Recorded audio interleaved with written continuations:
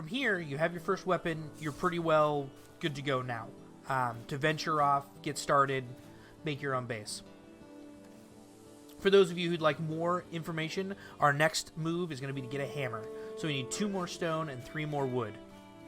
Now that we have a stone axe, we can start attacking these larger trees. You see that gives us a wood cutting skill.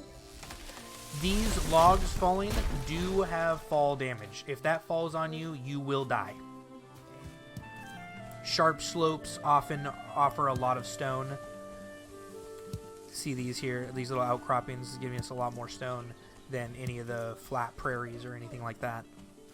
You can see we have a large pack of boar here. This is going to be your primary way of getting raw meat and leather scraps before you have a bow. Once you have a bow, you could use it to get deer, but boar is going to be a great way to get raw meat. Raw meat is going to be one of your better food sources, and I highly recommend going after it. Alright, we found our stone and found our wood. Now it's time to progress on to the next tool. What we're going to craft next is a hammer. The hammer is going to allow us to do our building. You can see all the different things that it popped up and allowed to be built just by building the hammer. First thing I'm going to do is pull out my hammer. Right click is going to bring up my crafting menu.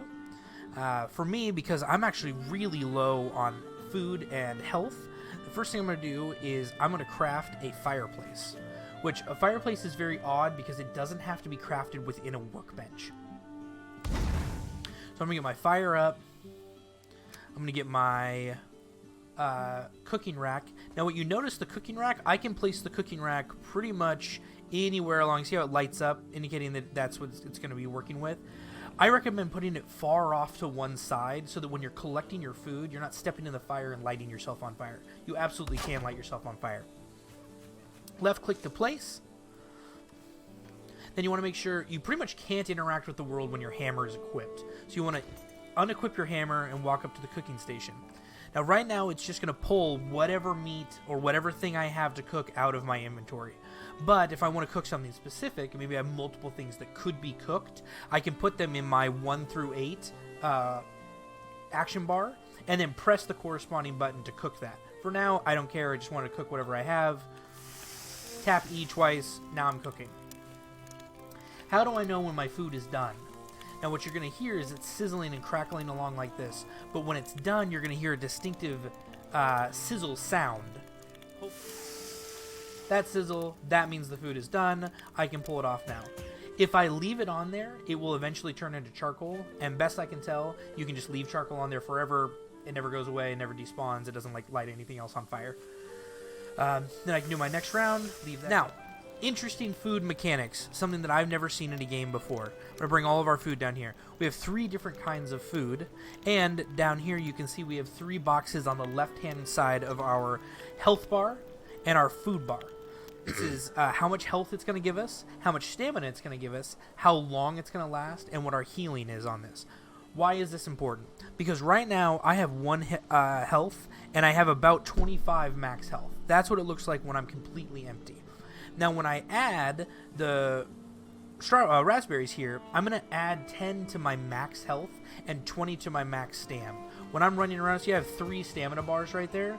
When I add this, I'm going to gain more stamina bars. You can see that I've started healing. You can see that down there next to the fork, it turned red to correspond that that's how much food I have from the raspberry, because that's the color that it corresponds with. And I've gotten more stamina. I've got 10 extra points of stamina. So now I have 3, maybe 3.5 bars now instead of just 3.